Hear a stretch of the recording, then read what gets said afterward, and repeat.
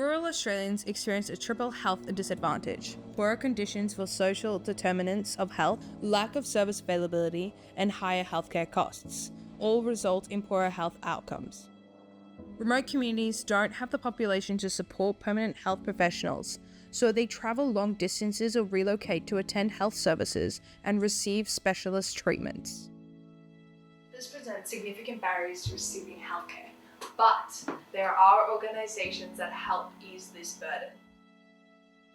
I sat down with Craig Hobart, an Angel Flight pilot, to talk more about this. Can you tell us a bit about yourself and your role at Angel Flight? Well, my name's Craig. I've been a pilot with Angel Flight for 19 years. I'm also what they call a mentor pilot, so I help train other pilots to come into the charity and do the good work. So what is Angel Flight?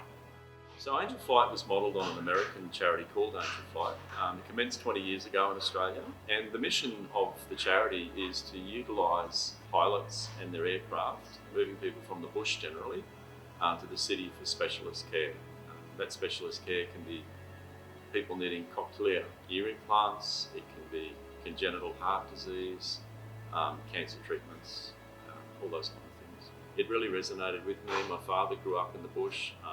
We knew a lot of families from out west, and we knew how hard it was for them to get quality care. And I could see immediately that Angel Flight was the right place for me to take my skill. And as it turns out, so did Marisa, my wife, as an Earth Angel. So she moves people from aeroplanes to hospitals in a car, which has been doing that for 20 years as well. Poorer health means rural communities have a higher mortality rate and rates of potentially avoidable deaths. This means organisations like this are so important in these rural communities accessing important healthcare services. Can you tell us a bit more about how poor healthcare access affects rural Australia? The gaps really are around timely specialist care and also about education. Yeah, of course. And getting people on the right path early. Obviously in rural health what tends to happen is people put it off, it's too hard, I'm busy, I'm working, I'm a long way from help, and by the time they actually front for care, they're quite the way down of a bad diagnosis. What do organisations like Angel Flight mean for rural communities, and what do they do for them? Well, between the work that Royal Flying Doctors do and Angel Flight do, it really closes the gap. And we're talking about the gap in terms of time, quality of life, and longevity as well. So it's a well-known fact that in aggregate, people in the bush have a shorter life span than people in the city. It's in the national interest that we try and close that gap.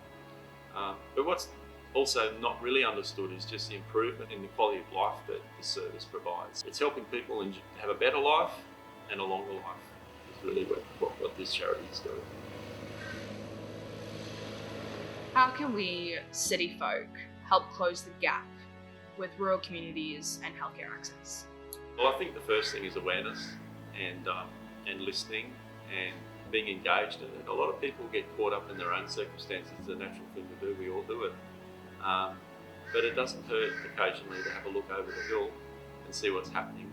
Things like the Ekka are really important, or the Royal Shows, all of these events that are designed to give the people in the city the opportunity to connect with the bush. It's a really healthy thing to do.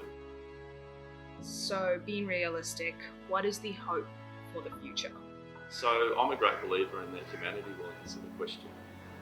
We'll keep striving and trying and finding ways to fix the problems that are there. We're making good progress, and there are lots of wonderful people that are doing wonderful work, and we really need their stories to be heard.